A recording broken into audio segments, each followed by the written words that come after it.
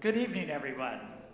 I am so glad that you have put it in your schedule to be here for this night. It is a delightful night of music. On behalf of Ravenswood Covenant Church, we're just really glad that you are here to join in this night. Normally, we have a reception afterwards, downstairs and whatnot. But with COVID, we have decided what we're going to do is just on the way out, we've got a hot apple cider and special cookie packets to take home with you. You're welcome to mill around here as long as you want. But that's what we've decided for today. Axiom Brass has been practicing their amazing music in this space for about 10 years, I think. And they are always going around talking about music and encouraging folks to love it. And they do that mostly by having just amazing music. But in order to give back to us, they have given us this Christmas concert for a number of years. And so we're just in for a great treat. And so without further ado, Axiom Brass.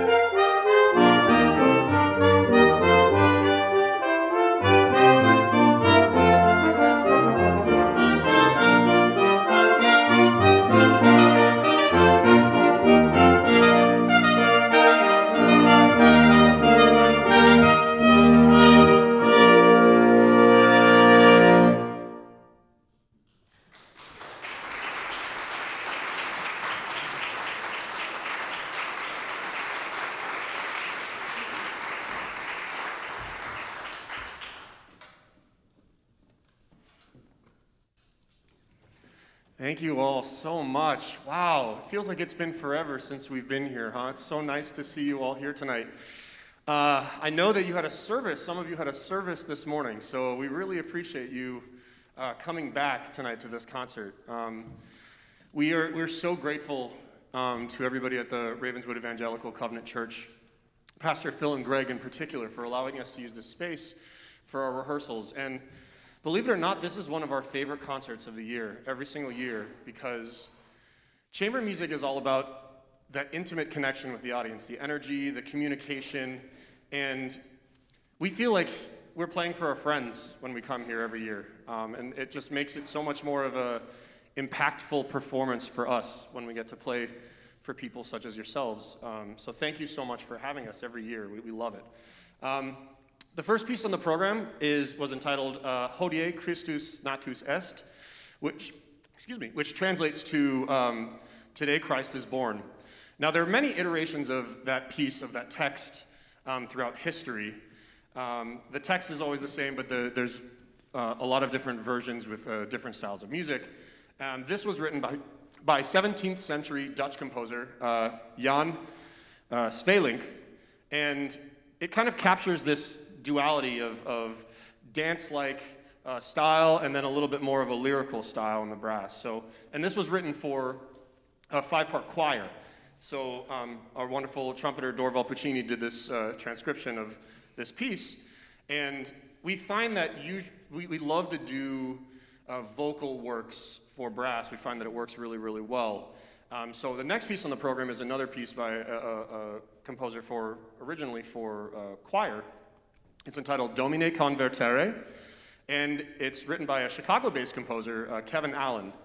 Now, Kevin Allen has gained a lot of notoriety for his work specifically in Catholic church compositions. So a lot of things that work in Latin for voice for the liturgy. And this piece kind of works it's 2 pieces in one. The first one is Domine Convertere, which is a little bit more introspective, pensive, lyrical. And then we do a brief transition where Chris will give us kind of a foreshadow of the next theme from the next piece, which is Hodie Sietis, which is a little bit more triumphant, heroic, bright, and brilliant. So this is Domine Convertere by Kevin Allen.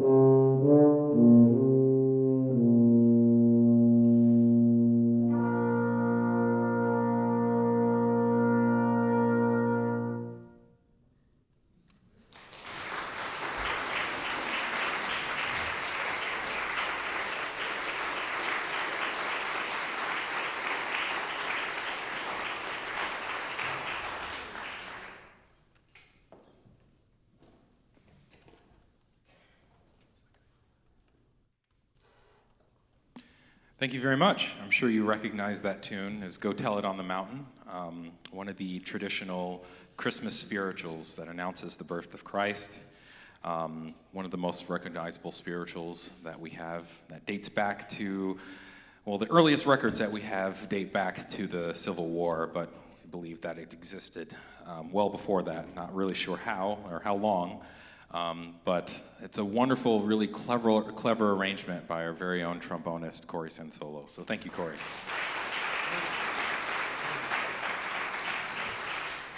And because Corey loves being in the spotlight, the next piece is also arranged by Corey Sensolo. Thank you, one person. The next piece is by actually one of my personal favorite composers, Percy Grainger. Growing up playing in bands, I love Percy Grainger's music because he wrote with such interesting harmonies and such colorful orchestration. It meant that playing in the band, I got to do a little bit more than just playing the bass line oompas. I actually got to play vocal lines and something much more interesting. It really grabbed my attention. The piece that we're going to play for you is called Sussex Mummers. And it's a traditional English carol that dates back to around the 17th century, sometime mid-17th century, but it's set to modern harmonizations by Percy Grainger. If you're unfamiliar of what a mummer is or was, they don't really do much mummering nowadays, or in the United States. But if you think of caroling, it's like a really, really dramatic version of caroling. So you would have troops that would go around from town to town, and people would invite these troops into their home. They would be in disguise, and these troops would, or these mummers would act and play games, and then they would drink and they would eat and they would just have a really good time. The whole purpose of this is, since the mummers are in disguise, throughout the course of the night, the audience would guess who they actually are, and being from neighboring towns, it was always a fun little game to try to guess what they were, or who they were. So this particular tune probably comes from mummers from the Sussex region of England. It's a very, very beautiful, quite almost haunting setting of this beautiful piece by Percy Grainger and set to brass quintet by Corey Sensolo.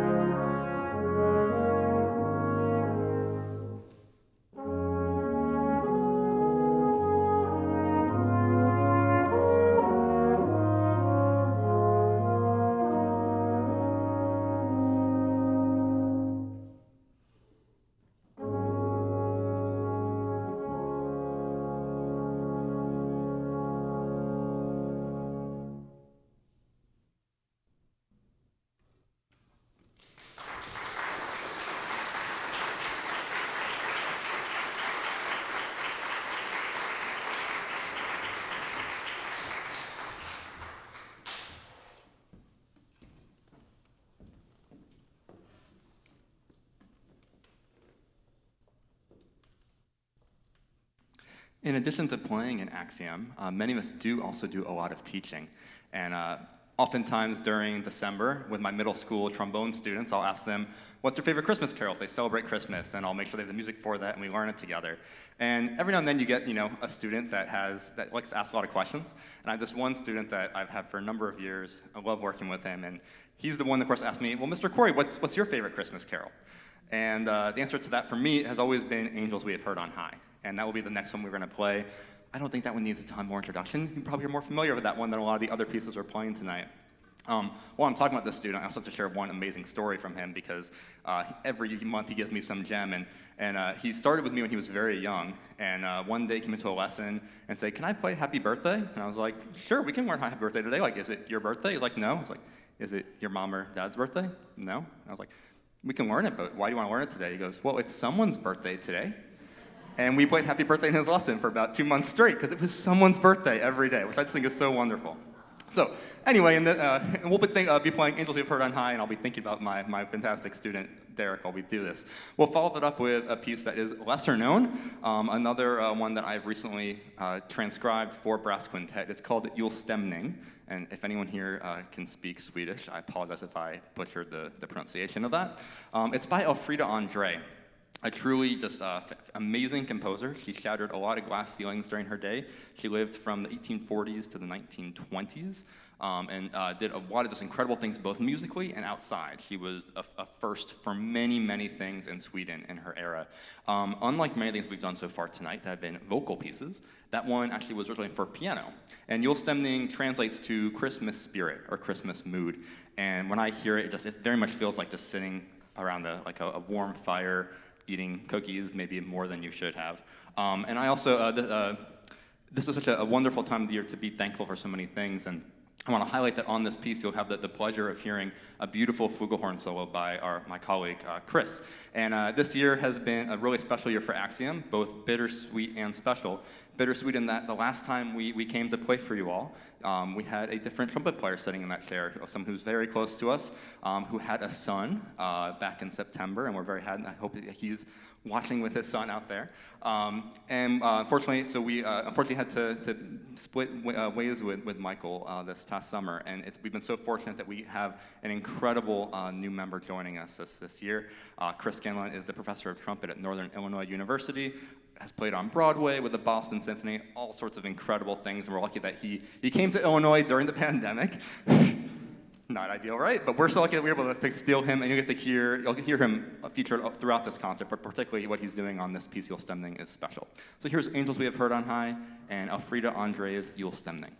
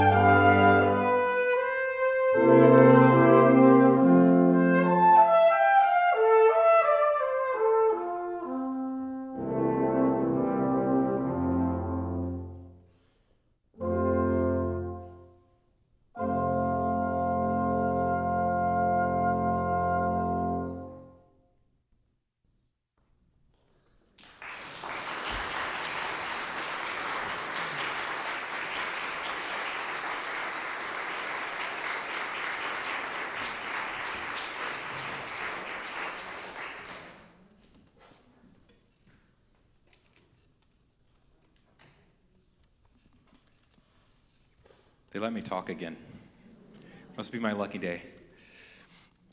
No, it's always wonderful finding gems like that, a piece that was brought to our attention that we never would have known otherwise, and it's such a wonderful, wonderful piece of music, and it also works so well for brass quintet.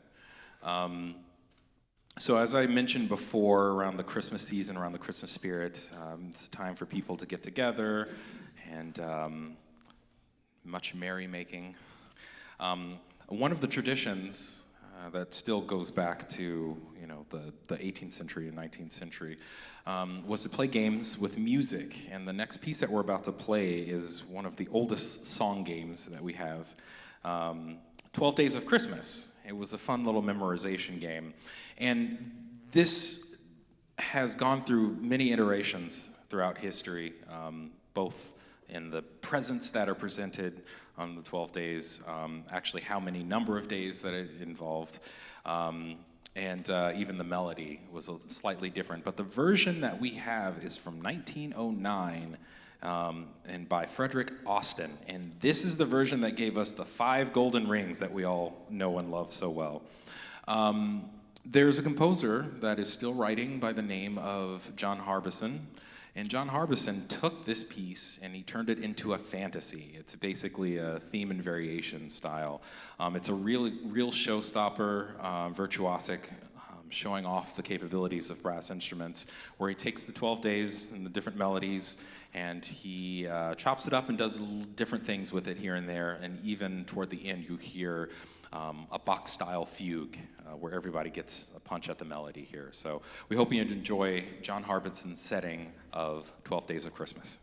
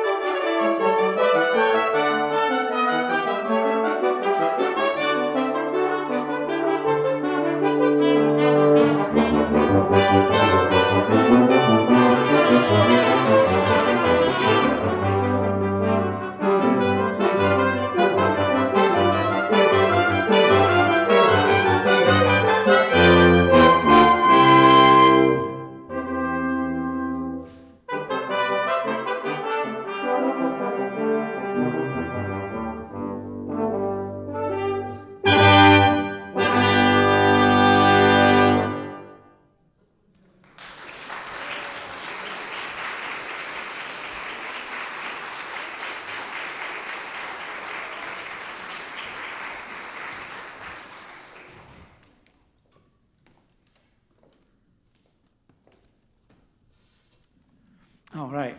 Um, so most of you probably don't know this actually, because every time you come see us play, you see us playing some kind of holiday concert, right? But the primary mission of what we do artistically is to expand the repertoire written for brass, chamber art music, which means a lot of living composers writing music for us, working very closely with them. For instance, in 2021, in 2021, I think we premiered 5 new works. So we helped living composers give birth to 5 new pieces for brass quintet. And most of our recording output is towards the music of living composers. However, just this past summer, we decided to do something very different. And we record what it is to this day, the only entirely dedicated to one composer album played by a brass quintet of Astor Piazzolla, an Argentinian tango master who really revolutionized the art of tango, and that basically reinvented the genre and established it as one of Argentina's most prominent musical output. Orchestras and soloists all over the world have performed the music of Astor Piazzolla. So we thought it would be really interesting to try to create an entire album of his music. And so we took upon ourselves to create all of the, what we call musical translations. And the reason we use that term is because we felt that with his music, it was very similar to, have you ever tried to translate a poem with Google Translate from a different language? Yeah, it's like it turns into like a comedy bit or something, right? It doesn't quite captures the essence. And that was the deal with that, because when you have a poem and you translate, you must translate the essence of the poem, which is very challenging because that means that you actually understand the essence of the poem yourself, right? With the music of Astor Piazzolla, it was the same way. We decided that we would create those musical translations, trying to capture the essence of this incredibly passionate, some often heartbreaking, hence its tango, music into the language of brass. So the album is called Astor. It's our 3rd album. It's the only one that's not of original brass quintet music. And it was finished this summer and it's now available. And we have been told that it is a wonderful Christmas gift. So for those of you that are very late on your shopping, just a gesture of kindness from us to you. We'll hang out over here. There's a beautiful Ave Maria by Astor Piazzolla in the album. And so we'll hang out over here, and if you want to stop by and ask us about the CD, we have a couple of them that you may take home, and I think they fit in the stocking as well, if you have the proper CD size one. Anyhow, I know it's an album that's very dear to all of us. It was a long process. Imagine creating almost an hour of translations. So we're very, very happy with it. Because of that, we're going to play for you something that's totally not Christmas. We're going to play Oblivion, which is the very first Piazzolla tune we ever performed. This is back in 2011, I want to say, as we were traveling over the mountains going to Jackson Hole to play a concert. And we wanted to finish the concert with something different. So in the plane ride, I did that translation, and then we landed. At that point, we didn't have the iPad, so we landed. We went to Kinko's and printed all the music, came to the concert hall, tried it out, and then performed in that concert. And since then, we really have kind of made a relationship with the music of Piazzolla. So this is Oblivion by Astor Piazzolla.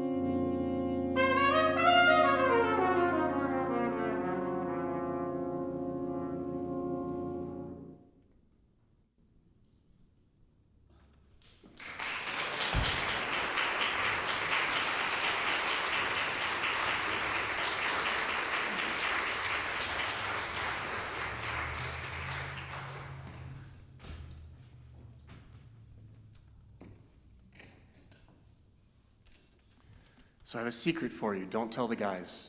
This is actually my favorite part of the program. This next set of pieces. And I'll tell you why. So the holidays usually bring up all these memories from our past, from our childhood, and with a lot of this Christmas music, I'm Jewish, so I don't have a lot of experience growing up kind of in my childhood remembering these Christmas songs. However, these next three pieces have a very special place in my heart from my childhood. Do we all know the Nutcracker? Have we all heard the Nutcracker? So when I was younger, I never really listened to the music from the Nutcracker. I didn't know the music from the Nutcracker, even as a college student and as a young professional. I had never played the Nutcracker, which is weird because everybody's played the Nutcracker. But when I was young, I knew about the Nutcracker because there was this incredible arrangement that Duke Ellington and Billy Strayhorn put together for the Duke Ellington Orchestra of the Nutcracker. And I listened to that all the time as a kid, to the point where I thought that that was the Nutcracker. And the way that he wrote it, the way that he arranged it, it could very well be its own piece. He did such an incredible job of taking Tchaikovsky's original work and making it fit into a jazz structure. So the next piece we're going to play is a set of 3 movements from an arrangement that our friend Jim Stevenson did for brass quintet, which is, of course, condensing the jazz ensemble down even more. And Duke Ellington kind of made some funny names to try to change the mood of the style of the piece. So the first piece we'll play is entitled Overture. Nothing special there, with the name at least. The piece is beautiful. Next we'll play a piece called, or a movement of the piece called Sugar, Rum, Cherry. Now we all know what that is probably in reference to, right? That's the dance of the... That's right, yes, absolutely. So that'll be the second movement. And then the third movement is, this might be a tough one. It is entitled Toot, Toot, Tooty, Toot. Do we know which one that one is? That'll be the dance of the reed pipes.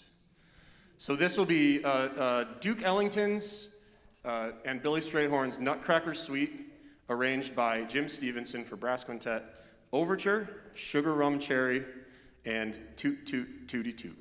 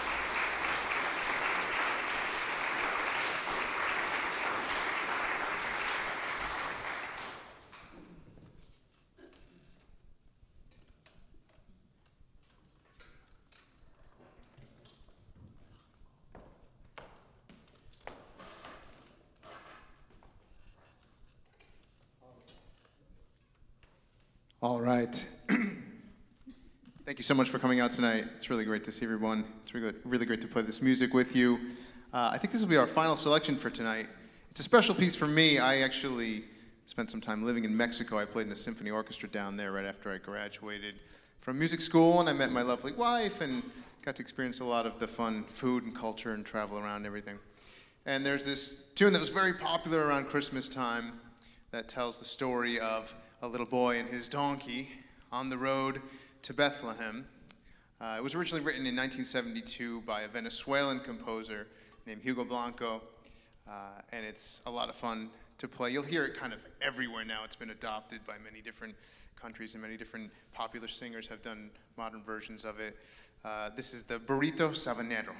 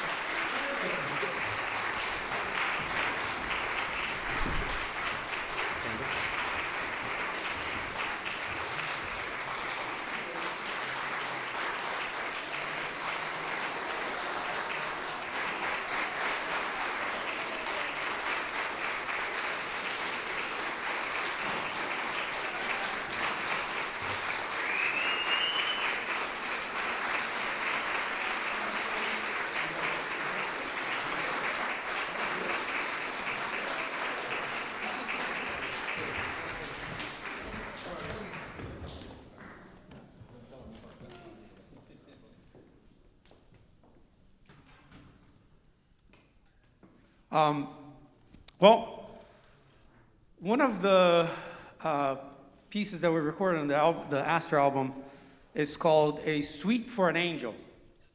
And it's in 3 movements. The first movement is a milonga for an angel.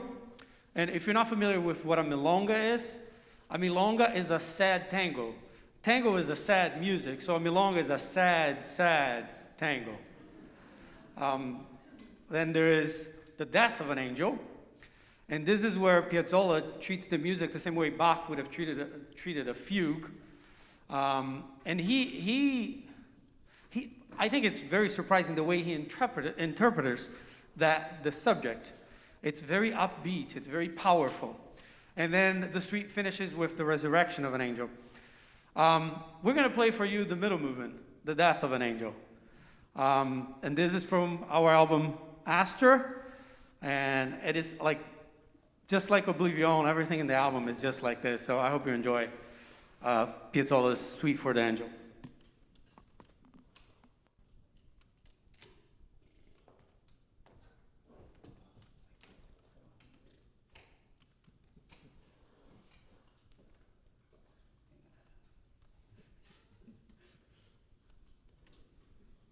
Chris is in a hurry to start.